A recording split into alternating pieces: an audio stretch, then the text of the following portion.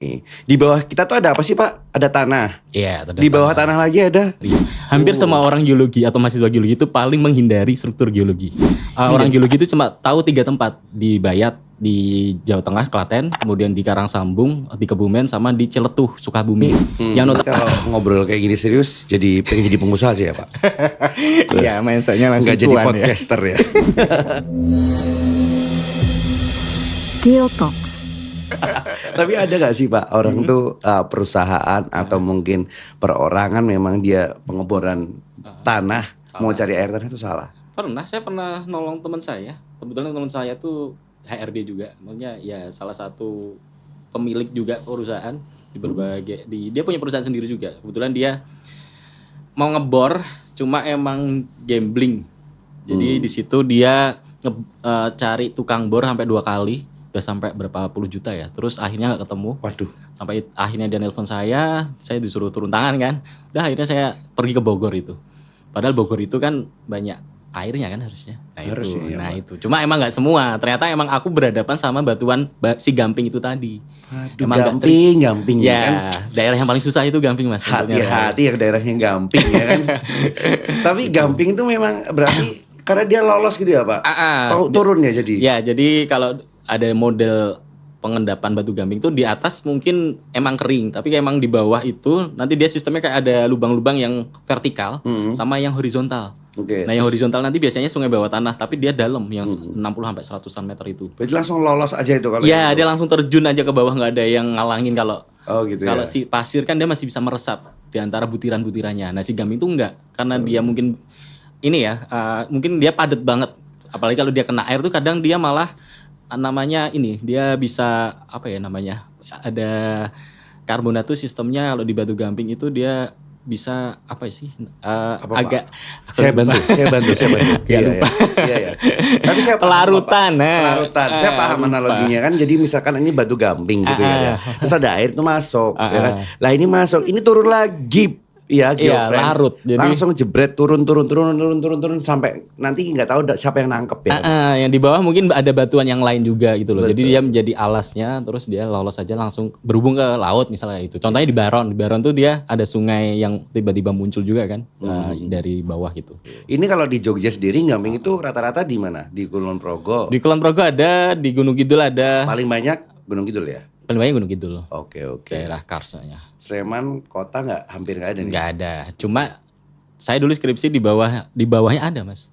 Di bawah dari Cekungan Jogja tuh ada. Oh ada ya? Di bawah nih Cekungan Jogja? Iya, karena ada yang bilang dulu ini Jogja, kemudian ini Gunung Kidul, terus ini Kulon Progo itu dia satu daratan atau ketinggian yang sama. Tapi tiba-tiba ambles yang di tengah.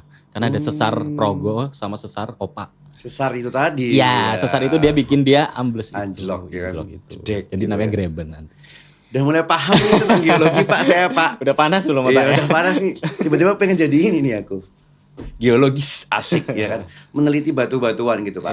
Pak saya pengen tahu sih. Mungkin ini di luar topik sedikit aja. Kalau batu kapur. Nah itu batu Gamping. Oh kapur. Jenis batu Gamping itu batu kapur. Terus Pak ini selain ada geolistrik tadi kita sampaikan Bapak juga pernah ke Sungai Niten yang di Kulon Progo itu ya? Ya. Yang tadi sudah disampaikan itu ya sama Bapak ya? Ya. Itu sekarang Sungai Niten dioptimalisasikan jadi apa sih Pak di sana? Sebenarnya menjadi objek pengamatan orang geologi aja Mbak. Karena emang singkapannya itu yang bagus di situ. Bukan terutama sumber air gitu. Kalau Pak. untuk air mungkin di sekitar juga bagus. Bahkan ada beberapa sumur di tepi sungainya yang mungkin dimanfaatkan oleh warga sekitar.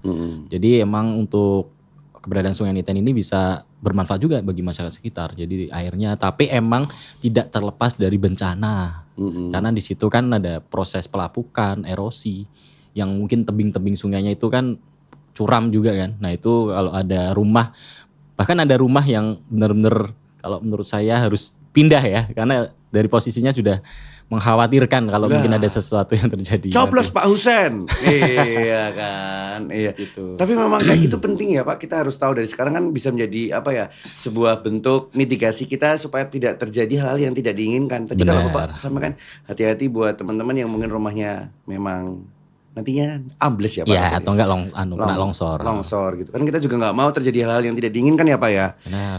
Coblos Pak Husen. Jadi dosen ya Pak ya. Masih semangat kan Pak?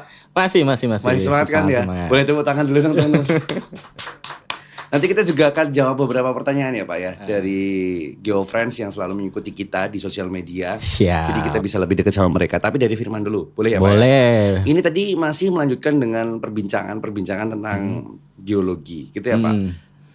Sebagai seorang awam, kadang kan Firman juga merasa, mungkin GeoFriends juga, kalau kita ke alam, membentang lautan, hutan, banyak tebing kayak gitu. Emang rasanya kan feel apa ya Pak? Rasa nyaman gitu ya Pak. Iya, kalau bagi orang awam nyaman ya. Tapi kalau orang geologi ini harus mikir, ini prosesnya gimana ya?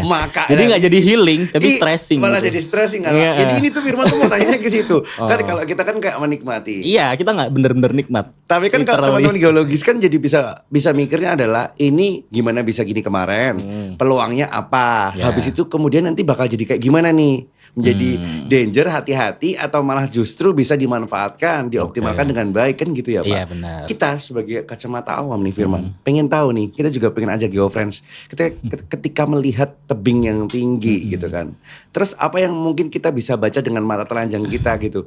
Oh kalau tebing tinggi ya udah gitu doang, tapi pengen tahu sih Pak gitu, apakah ini proyeksinya besok bisa jadi begitu, atau ini malah sebagai sebuah catatan penting, hati-hati untuk di sekitarnya. Ada nggak Pak secara awam bisa disampaikan nggak? Oh, jadi kalau mungkin ya, kalau dari orang awam lihat tebing tinggi, kemudian ada kemiringan lereng yang curam, itu mungkin bisa kalau dari orang geologi itu mengidentifikasinya itu dari 2 proses.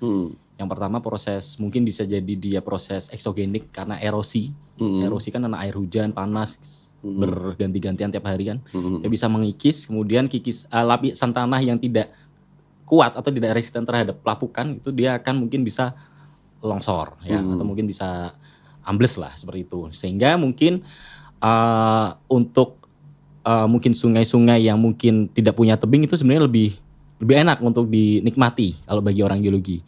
Karena ya kita nggak terhindar dari bencana longsor. Tapi kalau di Kulon Progo rata-rata dia banyak tebing karena stadia umur sungainya itu, kalau yang punya tebing curam atau mungkin bentuk lembahnya bentuknya V itu masih stadia muda. Jadi dia masih muda. Sungai pun punya umur kalau di geologi. Jadi ada umur stadia muda, dewasa, tua, nah itu. Kemudian kalau dari sisi mungkin kebermanfaatan ya. Mungkin kalau kita lihat orang awam kan lihatnya, oh ini tanahnya merah. Kalau orang geologi nerjemahnya merah itu karena pelapukan dari gunung api. Kalau coklat atau hitam nanti dari batu gamping tadi. Kemudian kalau yang mungkin abu-abu atau ini ya itu batuan-batuan yang kayak pasir, kemudian kayak lempung kayak gitu. Jadi emang tiap warna itu kalau orang geologi punya makna tersendiri. Kalau merah ya purba tadi ya? Ya bisa gunung api purba, bisa gunung api yang mungkin sedang berlangsung untuk proses aktivitas vulkanisme. Gitu. Tapi kalau dari semua tanah ini yang paling bagus tanah apa sih Pak kalau bisa dimanfaatkan masyarakat? Tergantung. Kalau mungkin kan kalau di geologi nanti akan terbagi batuan lunak sama batuan keras. Ahli soft rock sama hard rock. Nah yang emas tadi orang-orang yang berkecimpung atau yang menyukai batuan dari gunung api. Nah yang soft rock itu nanti akan mencintai batuan yang lunak. Contohnya batu gamping ataupun pasir tadi. Dan itu berbeda nanti. Kalau yang hard rock nanti kan biasanya ke emas, mangan, bauksit, ke mineral-mineral yang mungkin ekonomis. Nah kalau orang soft rock nanti mungkin bisa ke air, kemudian bisa ke minyak, batu bara dan yang lain itu. Jadi semua ada spesialisnya sendiri-sendiri. Betul. Jadi setiap tanah tadi gitu kan punya keunggulannya masing-masing. Bener, begitu ya. Mau yang tadi bekas dari apa Pak? Purba ya kan? Aktivitas gunung api purba atau juga gamping atau juga yang lainnya gitu, pasir gitu ya. Ya benar. Nah oke Pak, sebelum ke berikutnya gitu, biasanya ketika kita masyarakat nih tadi disampaikan kan bahwa kita kalau mempunyai bisnis, usaha atau teman-teman pengen membangun sebuah homestay lalu harus banget menggunakan air tanah, melakukan sebuah pengeboran ya Pak ya, pengeboran tanah supaya tepat kita mengunjungi listrik. Pertanyaannya Firman adalah saat ini sendiri yang sedang terjadi di masyarakat misalkan Pak, dari pengeboran tersebut itu tuh kita harus punya license gak sih Pak untuk dapat kita gunakan mungkin aktivitas secara komersial? Ya, pastinya kalau untuk pengeboran air tanah yang dalam ya itu ada izinnya. Izinnya ya Pak? SIPA ya namanya. Nah, itu. SIPA, surat izin pengeboran Dan air tanah. air tanah, Ya. begitu ya.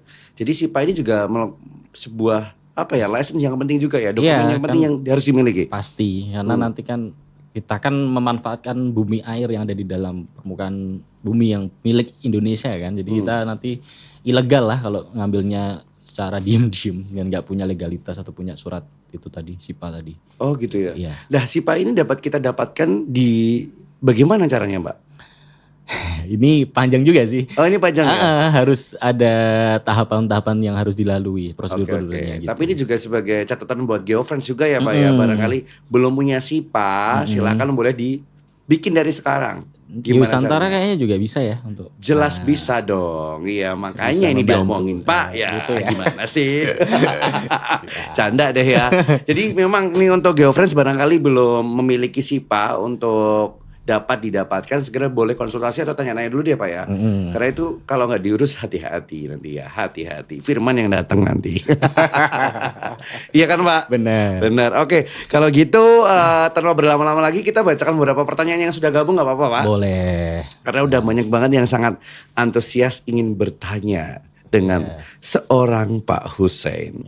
Ini yang pertama kita ada pertanyaan dari Rina Explores. Hai Rina Explores, apa kabar?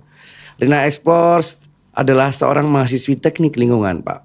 Ya. Pak, dari tadi saya dengar soal patahan dan pergeseran tanah.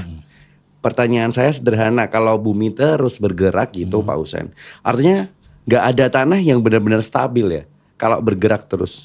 Terus gimana kita bisa bangun dengan aman? Bangun tuh maksudnya bangun tidur atau bangun sesuatu nih, ya kan? Sesuatu. Bangun sesuatu ya maksudnya Rina ya. Oke, jadi mungkin ya bumi itu dia di atas paling atas itu adalah namanya lapisan litosfer atau kerak bumi. Litosfer atau kerak bumi. Kerak bumi tadi disusun oleh lempeng benua sama lempeng samudra. Mm-mm. Ya, jadi di bawah samudra itu ada lapisan yang keras namanya lempeng samudra, di atas benua itu ada lempeng benua. Di mana lempeng benua dan lempeng samudra ini kalau dia bertemu, nah itu menjadi titik-titik rawan untuk memicu gempa. Nah, apabila kita mungkin hidup di atas zona itu kayak Pulau Jawa, Sumatera, kita kan ada di batas lempeng Eurasia dengan Indo-Australia. Sehingga tidak pernah ada mungkin ya yang tanah yang benar-benar stabil. Tidak mungkin ada Ya, tanah jadi yang setiap benar-benar hari stabil. pun ada gempa walaupun mungkin Nggak kerasa. magnitudenya kecil. Oke. Mungkin kalau di alat itu bisa kebaca tapi bagi kita nggak kerasa. Nah itu jadi kalau di Jawa dan Sumatera ya itu benar-benar nggak. Tapi cuma kalau di Kalimantan, tapi kemarin juga sempat terjadi. Makanya juga nggak mungkin kalau benar-benar stabil itu nggak mungkin. Kita benar-benar ketidakstabilan di atas tanah yang mungkin kita pijak. Tapi Pak, sedang kalau memang itu benar-benar tidak stabil di bawah mereka melakukan pergeseran, kita tuh nggak sebenarnya ngerasain nggak sih? Ini kan mungkin kita makin turun ya, atau gimana Pak? Makin naik atau makin turun? Makanya ya tadi makanya perlunya mempelajari struktur geologi terutama tentang sesar itu biar kita tahu ada retakan atau tidak atau ada pergerakan pergeseran dari lapisan tanah atau tidak gitu. Sehingga nanti kan ada yang namanya sesar turun. Nah, kalau kita merasa ambles berarti ada blok dari tanah yang ambles ke bawah atau turun. Atau kalau tiba-tiba ada yang sesuatu yang tadinya nggak ada tiba-tiba ada, itu ada yang sesar naik, ada sesuatu yang bikin dia tersingkap. Iya, Nah, oke. Itu beberapa sesar gitu. Ini jadi aku inget Pak Hussein beberapa kali sosial media sempat digemparkan kalau nggak salah di Jepang ya Pak ya. Itu tanah di aspal di jalan raya bentuknya O gitu ambles. Itu salah satunya.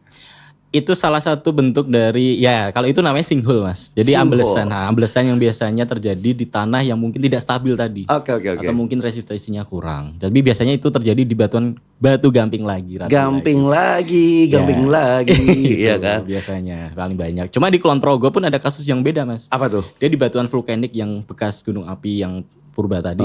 Tapi ada luangnya, ada si sinkhole-nya itu. Kebetulan aku pernah neliti pakai Luang listrik. itu namanya. Iya.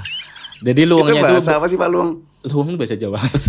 Makanya kok- Bahasa Inggrisnya sinkhole. Iya, sinkhole. Bahasa Indonesia lubang terbawah lah. Oke. Jadi bisa terjadi ya di bekas pelapukan dari tanah hasil gunung api purba itu. Tanah, Vulkanik lah atau tanah gunung api itu aja tanah sih. gunung api purba tadi ya gitu ya. Kok tanah air? Kayak lagu tanah air beta ya kan? Iya. Oke, itu tadi dari Mbak Rina. Jadi sudah terjawab ya. Firman juga jadi tahu nih Pak bahwa benar-benar tanah itu tidak ada yang benar-benar stabil. Geofriend juga harus tahu bahwa tidak ada tanah yang benar-benar stabil. Pasti semuanya bergerak begitu ya, bergerak. Kita aja gerak, masa tanah diem aja, asik. Lanjut Pak, pertanyaan kedua dari Budi pakai helm. Tukang proyek lokal, is okay. Pak, kalau di lapangan nemu batuan retak, itu tandanya bahaya nggak sih? Soalnya kadang saya nemu batu kayak gitu pas gali pondasi. Tapi ya lanjut aja ngerjain. Nah, bagus Pak pertanyaannya. Kalau nemu batuan yang retak, itu aman nggak sih? Mungkin dia lagi gali ya? Atau lagi apa tiba-tiba ada yang retak. Jadi sebenarnya retakan-retakan batuan itu kalau di beberapa batuan itu ada yang sifatnya dia retak dari awal setelah dia membeku atau mungkin terkompaksi lah istilahnya, pemadatan. Jadi batuan itu kan dia awalnya lembut, lunak, tiba-tiba dia membeku. Nah, dia beberapa menimbulkan retakan-retakan, terutama batuan gunung api tadi. Itu mungkin kalau dia jumlahnya nggak banyak retakannya tuh nggak apa-apa, karena dia emang dari awal sudah ada. Cuma kalau yang udah terbentuk, tiba-tiba ada sesar, ada gempa, nah kemudian dia menjadi kekar yang atau retakannya lebih banyak, lebih intensif, itu yang berbahaya. Karena dari retakan-retakan itu nanti takutnya jadi sesar, Mas. Yang paling bahaya itu bukan retakannya, tapi sesarnya. Sesar kan akibat retakan. Jadi ya, pergeserannya. Pergeseran itu yang lebih ngeri ya Pak? Ya, kan kalau retak. Karena kita nggak tahu ya Pak, gesernya itu sampai bener, mana gitu kan maksudnya. itu yang masalahnya. Kalau gesernya Pak, cek gitu aja nah itu nggak apa-apa. Ya. Cuma kalau ke bawahnya tiba-tiba ke dalam. 1 kilo gimana? Nah itu kan bahaya. Iya, Kak. Mungkin juga 1 kilo ya Pak? Ada tak? Ada. Bisa? Ya bisa aja. Oke. Gitu.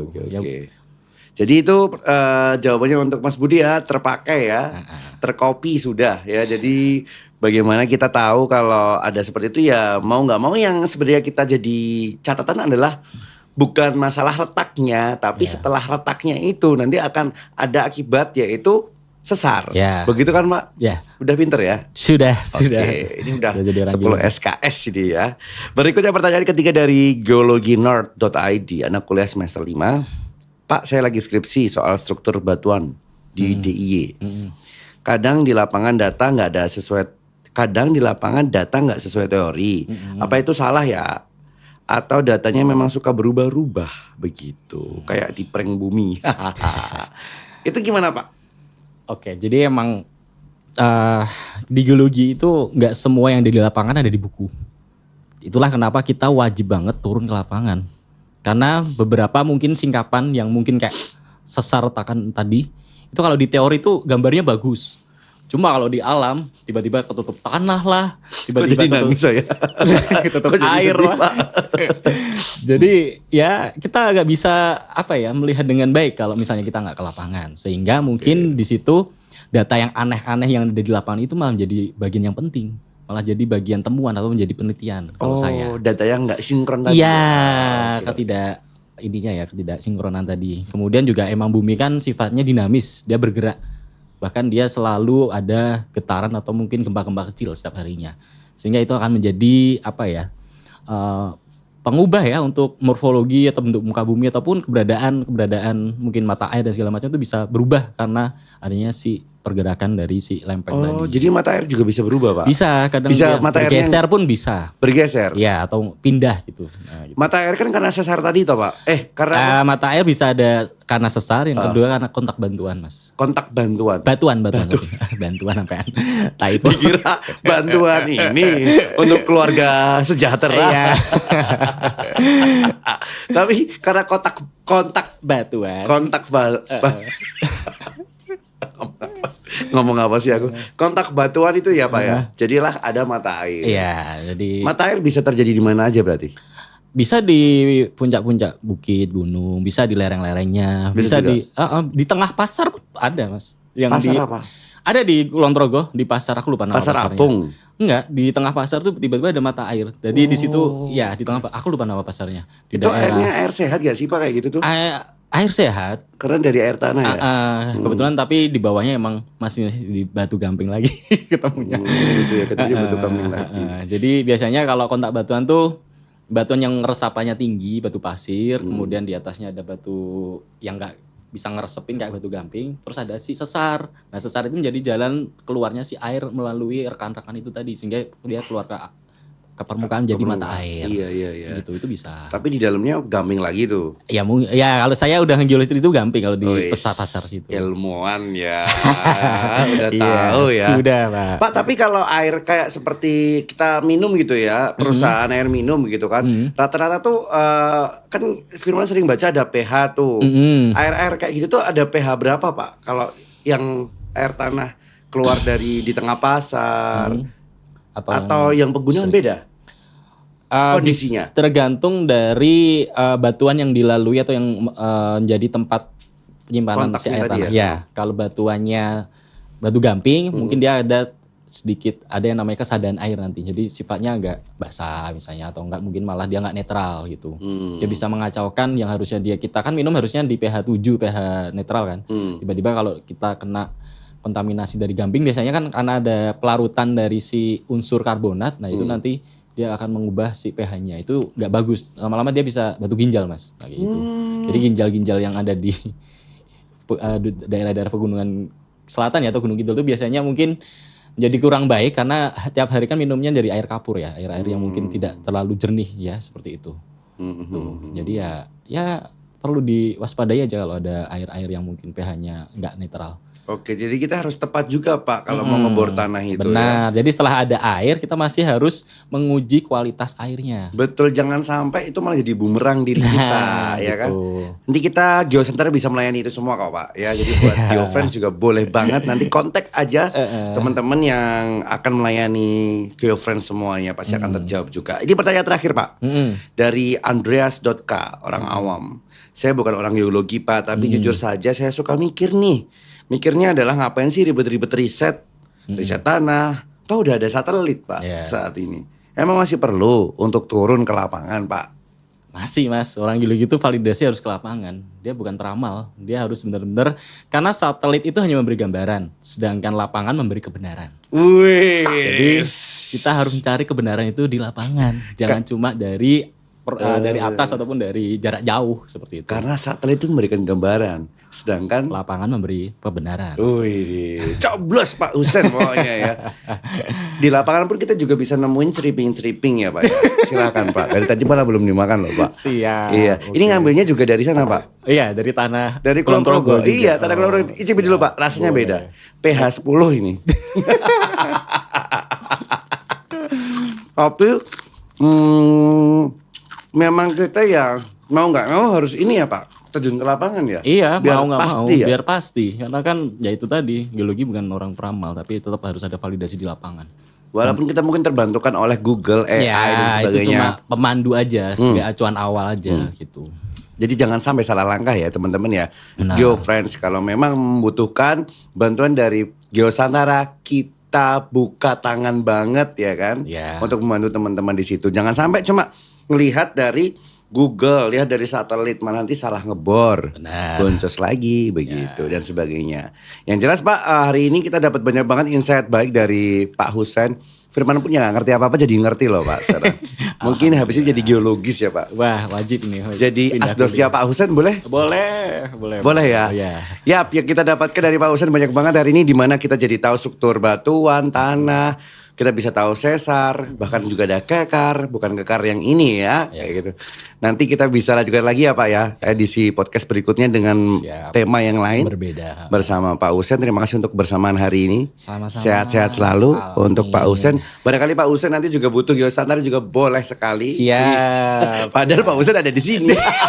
Kurang ajar emang hostnya ya. Terima kasih untuk GeoFriends yang selalu ngikutin podcast kita. Terima kasih untuk yang sudah like dan juga sudah kasih komen serta support positifnya. Jangan lupa jangan sampai salah bertindak ya, supaya tidak menjadi bumerang buat teman-teman. Saya Firman Putra pamit. Terima kasih dan sampai jumpa.